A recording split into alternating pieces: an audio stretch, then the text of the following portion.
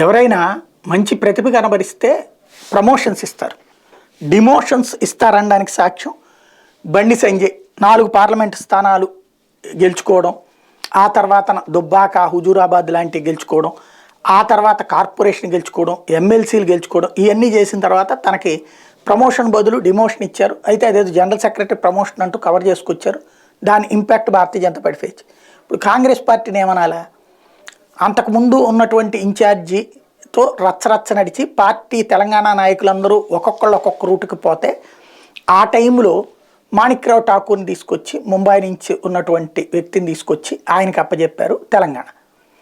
అందరి మధ్యన స్పర్ధల్ని పరిష్కరించి కోమటిరెడ్డిని, ఉత్తమ్ కుమార్ రెడ్డిని, బట్టి విక్రమార్కని, రేవంత్ రెడ్డిని అందరినీ కలుపుతూ సమస్యను పరిష్కరిస్తూ విభేదాలని పక్కన పెట్టించి ముఖ్యమంత్రి అంశం కూడా జాగ్రత్తగా డీల్ చేస్తూ అధిష్టానానికి ఇక్కడికి మధ్యన సమన్వయకర్తగా చేసి చక్కగా పార్టీని గెలిపించారు ఆయన. ఇప్పుడు ఆయనకి ప్రమోషన్ అంటే ఏం చేయాలా, ఇంకా అంతకంటే పెద్ద పదవి ఇవ్వాలి. అది కాకుండా ఆయనకి డిమోషన్ అనాలా లేకపోతే పార్టీ పరంగా ఇది సహజం అనాలో తెలియదు. కొత్తగా ఆయనకి అప్పచెప్పిన బాధ్యత ఆంధ్రప్రదేశ్ నెంబర్ 1. నెంబర్ 2 వచ్చేటప్పటికి అండమాన్ నికోబార్ ఐలాండ్స్ అట్లాంటి సాంతం అంటే లూప్ లైన్ పోస్ట్ అంటారు కదా, అది ఇచ్చారు. అంటే కాంగ్రెస్ తనకి నమ్ముకున్న వాళ్ళకి ఇస్తుండే గిఫ్ట్లు ఇయ్యేమో మరి.